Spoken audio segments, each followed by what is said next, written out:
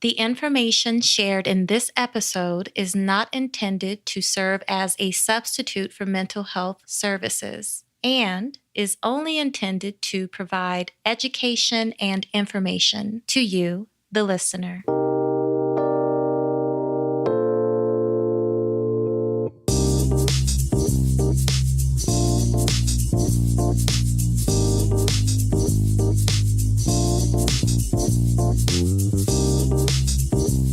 Thank you for tuning in to the Honeybee Podcast.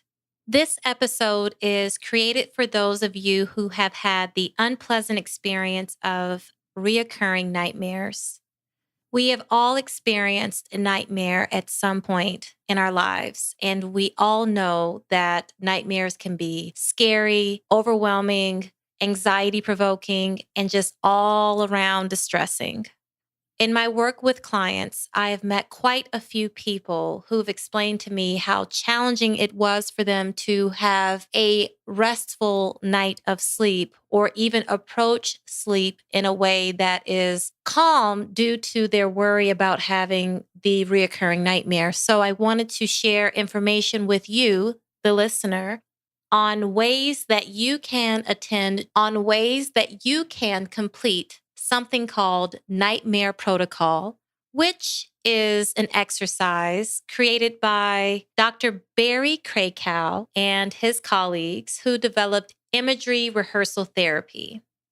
There is tons and tons of research about imagery rehearsal therapy, also known as IRT. It is shown to be effective in reducing the frequency of nightmares. I invite you to do your own research so you can learn how effective and helpful this particular approach can be. I'm going to be going in detail and explaining what Nightmare Protocol is and how to utilize it. But first, a word of caution. While you may choose to work on reducing the frequency in which you have this reoccurring nightmare, I highly recommend that you start off with the least distressing nightmare that you experience before going on to one that you would define as traumatic.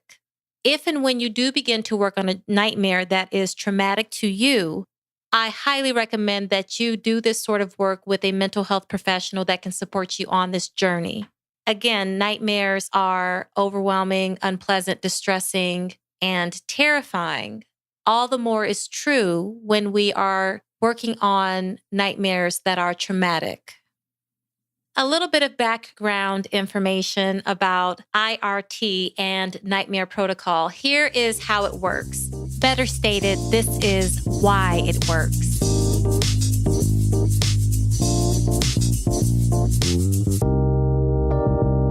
Nightmares are changed into something different by changing aspects of the dream, making it one without the negative events from the old nightmare. And as you do this, it is important to put in changes that will create a sense of mastery and control. That is what makes Nightmare Protocol and IRT work so well. The sense of mastery and control that is created from changing aspects of the nightmare into something altogether different.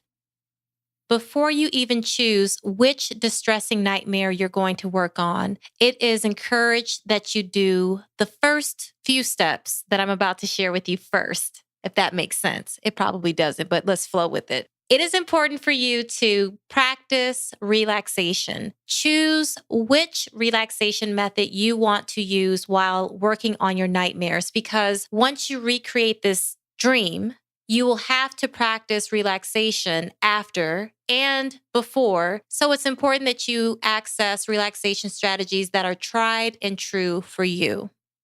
In addition to having the relaxation approach that you're going to use while rehearsing Nightmare Protocol, I also invite you to consider other techniques that can be used as distraction or self-soothing in the event you become distressed or very overwhelmed while thinking about your nightmare and changing it. Again, please be mindful to choose a reoccurring nightmare that you have that is the least distressing. It is important that you create a sense of mastery with using this approach. And so it is my opinion, as well as the opinion of people who have researched this subject, that jumping in to something that is a traumatic nightmare while practicing this approach could be setting yourself up for ineffective work and creating more distress, which is something that you want to avoid. Here's where the work begins. You are to write down your target nightmare, the nightmare that you want to reduce the frequency of, and again, because it bears repeating, one that is the least distressing to you. In this narrative, be sure to include lots of description, like sights, smells, what you hear, if there are any tastes, anything like that. Include the thoughts that you have in the nightmare, as well as your emotions, any assumptions about yourself during the dream, anything that comes up for you in the nightmare, you're going to create a narrative about it. And then you choose what you want to change within that nightmare. So you have the narrative written out. You have lots and lots of description about what you hear, what you see, what you can touch, what you're thinking, all of the dynamics that make the nightmare the nightmare. And you are going to create a different storyline before the really awful, traumatic, or bad thing happens to you in the original nightmare. Essentially, you want to come up with a change that will prevent the bad thing of the usual nightmare from occurring. Make sure that you write the ending that will give you a sense of peace, mastery, and control when you wake up. And please know that as you are changing the outcome of the bad thing that happens, you can be as creative as you want to when you're creating this narrative. You can turn into a superhuman, you can turn into a superhero, you can turn into something magical and whimsical, whatever it is that would make you have a sense of control, a sense of empowerment, as well as a sense of mastery. Be sure to add those aspects into the changed narrative so you can really have the benefit from Nightmare Protocol. So after you have the original nightmare written out, and you have identified the transformations and changes that you want to make before the bad thing happens in the original nightmare, you're going to rewrite the narrative to include the full nightmare with the changes. I'm hopeful that that makes sense. If it doesn't make sense, please hit me up, email, or any other mode of contact that I have, which will be placed in the show notes with my website in case you need additional coaching. Be mindful to rehearse and relax each night before going to sleep. So essentially, you're going to have this narrative, you're going to read over it. Ideally, you will have practice relaxation before reading your narrative. And after you read your narrative that included the changes to the original nightmare, you're going to practice relaxation, self-soothe, or distract, or whatever it is that you need most in that moment before you go to sleep. It is also important that you rehearse and relax during the day. So you're going to be doing this approach a couple of times during the day, once before you go to sleep and at some point during your day. You're going to visualize the entire dream with the change and practice relaxation as often as possible during the day. What you're doing is training your brain to think differently about this thing that has created so much fright and distress so that you are able to dismantle and overpower the negative effects that come with the original nightmare because your brain will be thinking differently about it.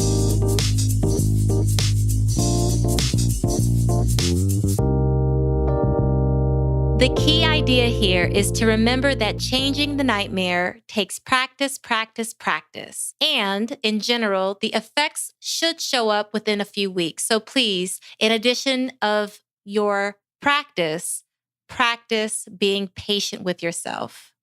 Thanks again for tuning into the Honeybee Podcast. I sincerely appreciate your willingness to listen to today's episode.